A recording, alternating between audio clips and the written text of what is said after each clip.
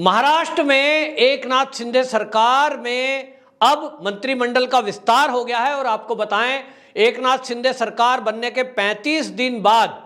मंत्रिमंडल का विस्तार किया गया है और उस मंत्रिमंडल के विस्तार में 18 विधायकों को मंत्री पद की शपथ दिलाई गई है।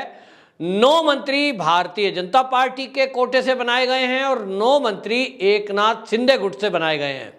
यहां आपको यह बताएं कि पहले ये कह रहे थे कि एक 60-40 का रेशो रहेगा, कोई कह रहा था कि 24 मंत्री बनाए जाएंगे, लेकिन अभी जिस तरह से संतुलित मंत्रिमंडल बनाया गया है इसमें यह साफ है कि अभी प्रतीक्षा की जाएगी और बाकी विधायकों को अभी वेटिंग लिस्ट में रखा जाएगा जिनको मंत्री बनाना है। इसके पीछे एक रणनीति है और रणनीति ये भी है, अभी जो है रणनीति ये है कि अभी कुछ और विधायकों के एक नाथ शिंदे गुट में शामिल होने की अभी उनको संभावना लग रही है। ये माना जा रहा है कि कुछ ऐसे अभी विधायक इस मंत्रिमंडल के विस्तार के बाद, जो कि अभी तक उद्धव ठाकरे गुट में हैं, वो एक नाथ शिंदे के साथ आ सकते हैं। किसी प्रकार की कोई अंदर खाने बातचीत चल रही है और सूत्रों ने बताया है कि उनको मंत्री पद देकर यहां इनवाइट करने का ऑफर दिया जा सकता है और इसलिए ये मंत्रिमंडल का विस्तार अभी पूरी तरह नहीं किया गया है। जो एक नाथ शिंदे के साथ में अभी विधायक हैं, जो शिवसेना छोड़कर आए हैं उद्धव ठाकरे गुट को, वो सब पहले से इस मामले में संतुष्ट हैं कि उनको मंत्रिमंडल नहीं चाहिए था। उनकी शिकायत उद्धव ठाकरे के विरुद्ध थी और उद्धव ठाकरे से नाराजगी के कारण ही वो छोड़ करके आए थे। आपको ध्यान होगा जब ये एक नाथ शिंदे ने और देवेंद्र फडणवीस ने उप मुख्यमंत्री पद की शपथ ली थी, एक नाथ शिंदे मुख्यमंत्री पद की शपथ लेकर ये सारा कामकाज देख रहे थे, तब सवाल उठाए गए थे उद्धव ठाकरे की तरफ से और ये कहा गया था देखिए 2 आदमी सारे फैसले ले रहे हैं। इसको लेकर सुप्रीम कोर्ट में भी केस डाला गया। इस पर संजय राउत ने बाकायदा प्रेस कॉन्फ्रेंस करके एक सवाल खड़े किए थे कि 2 ही आदमी सरकार चला रहे हैं और उद्धव ठाकरे ने तो ये तक दावा किया था कि जिस दिन मंत्रिमंडल का विस्तार हो जाएगा उस दिन के बाद तो ये सरकार गिर जाएगी, क्योंकि उन्होंने कहा कि जितने भी ये विधायक छोड़ करके एक नाथ शिंदे के साथ शामिल हुए हैं इनको मंत्री पद का लालच दिया गया है। सवाल यह है कि जब मंत्री केवल 24 बन सकते हैं तो 40 विधायकों को मंत्री कैसे बनाया जाएगा, यह सवाल था। लेकिन उद्धव ठाकरे इस बात का दावा कर रहे थे कि मंत्रिमंडल के विस्तार के बाद तो असंतोष पनप जाएगा और उसके बाद लोग सत्ता छोड़कर वापसी मेरे ही पास आने वाले हैं। तो पहली बात तो यह है कि अब उद्धव ठाकरे को इस मंत्रिमंडल के विस्तार से एक झटका लगा है। जो ये दावा कर रहे थे कि लोगों को मंत्री पद देने के लालच में बुलाया गया है, उनको अब ये देखना होगा कि मात्र 9 विधायकों को मंत्री बनाया गया है। बाकी कोई भी मंत्री जो नहीं बने हैं, जिन्होंने मंत्रिमंडल की शपथ नहीं ली है, ऐसे अभी 31 जो विधायक हैं वो एक नाथ शिंदे जी के साथ हैं। इसका मतलब यह है कि वो आपकी जो बेरुखी है, आपने जो लोगों की बात नहीं सुनी थी उद्धव ठाकरे जी, और आप जो आपके प्रति जो नाराजगी थी विधायकों की, उसके कारण ही छोड़कर गए थे। किसी प्रकार के किसी लालच में वो छोड़कर नहीं गए। हालांकि उद्धव ठाकरे ने जिस तरह की ये बातें की विधायकों के बारे में, ये एक तरह से अपमान करने वाली बात है कि अगर एक तरफ वो कह रहे हैं शिव सैनिक हैं, दूसरी तरफ वो उनका अपमान कर रहे हैं, जबकि अब जो पार्टी है उसको लेकर भी अब दावेदारी की बात जो है उसमें एक कदम आगे बढ़ गया है। चुनाव आयोग ने एक नाथ शिंदे को ये कहा है कि आप वो दस्तावेज हमारे पास जमा करिए जिससे ये सिद्ध हो सके कि पार्टी पर, सिंबल पर किसका अधिकार। इसको लेकर एक नाथ शिंदे ने बाकायदा जो विधायक हैं, जो उनके साथ सांसद हैं, निगम पार्षद हैं और जो कार्यकारिणी है, जिला कार्यकारिणी, राष्ट्रीय कार्यकारिणी, उसके जो पदाधिकारी हैं, उनका पत्र, सहमति पत्र, उनका सब कुछ लेकर के वो चुनाव आयोग में जमा किया है एफिडेविट के साथ कि ये लोग मेरे साथ आए हैं, मेरे समर्थन में इन्होंने पत्र दिया है और ये सब चाहते हैं कि उन्होंने बाकायदा लिखा है कि हम आम सहमति से ये तय कर चुके हैं कि हमारा नेता, जो शिवसेना पार्टी है उसका जो नेता है, उसका जो अध्यक्ष है, वो एक नाथ शिंदे हो और जो चुनाव चिन्ह है धनुष तीर, वो एक नाथ शिंदे जी को प्राप्त हो।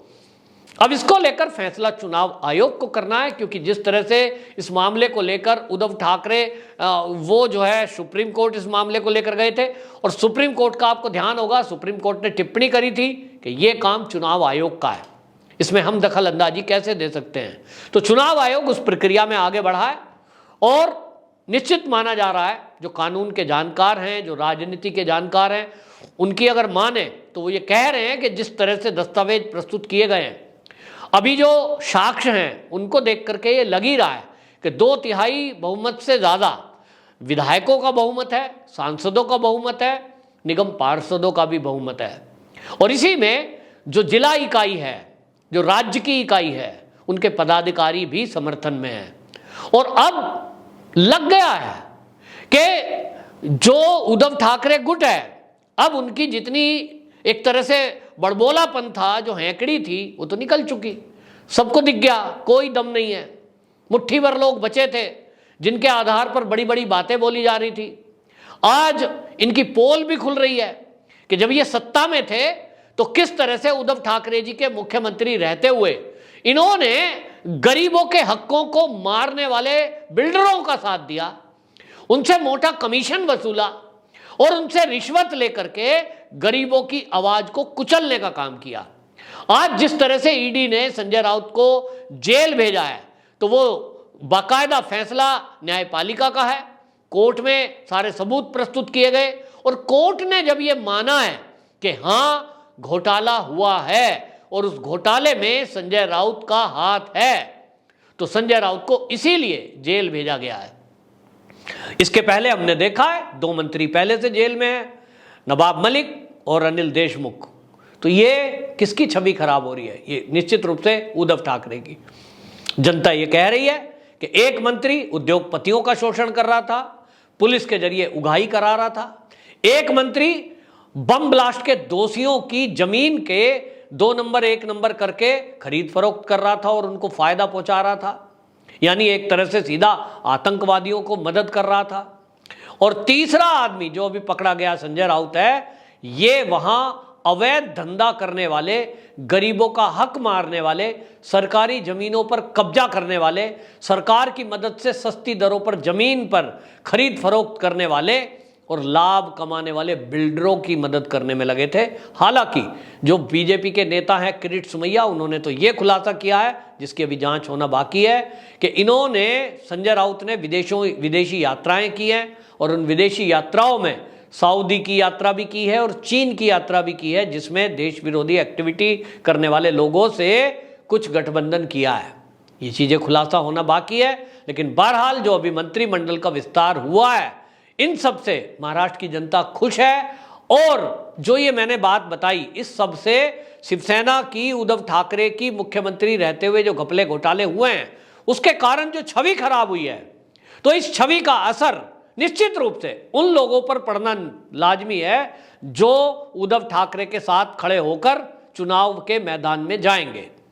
जनता अब बहकावे में नहीं आती है, अब जनता सवाल पूछती है, अब जनता सीधा सीधा संवाद करती है, और इसलिए अब पोल भी बहुत जल्दी खुलती है। तो उद्धव ठाकरे के साथ जो भी विधायक अभी बचे हैं, जो कार्यकारिणी के लोग अभी मुट्ठी भर बचे हैं, उनसे जनता सवाल पूछेगी। अभी वो जनता में नहीं जा रहे हैं, जाएंगे और चुनाव आएंगे तो जनता उनसे पूछेगी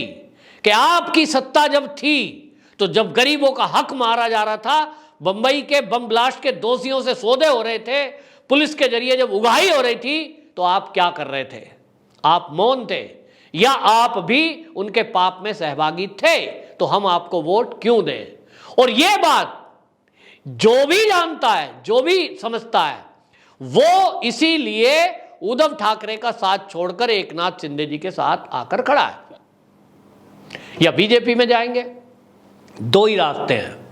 और इसीलिए इंतजार है मान्यता का। ये माना जा रहा है जैसे ही पार्टी की मान्यता एकनाथ शिंदे को मिलेगी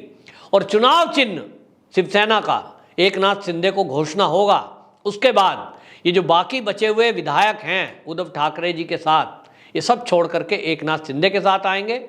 और उनके लिए इसीलिए कुछ मंत्रालय रिजर्व रखे गए हैं, क्योंकि उसमें कुछ सीनियर लीडर भी ऐसे हैं जो बाला साहब ठाकरे जी के समय से शिवसेना में मेहनत कर रहे हैं, एक नाथ शिंदे जी के साथ के हैं, अभी बस केवल किन्हीं कारणों से वो नहीं आए हैं। तो ये मंत्रिमंडल का एक और विस्तार अभी कुछ दिन बाद आपको देखने को मिल सकता है और उसमें वो लोग शामिल हो सकते हैं, ऐसा सूत्र बता रहे हैं, जो अभी उद्धव ठाकरे के साथ खड़े हैं। वंदे मातरम।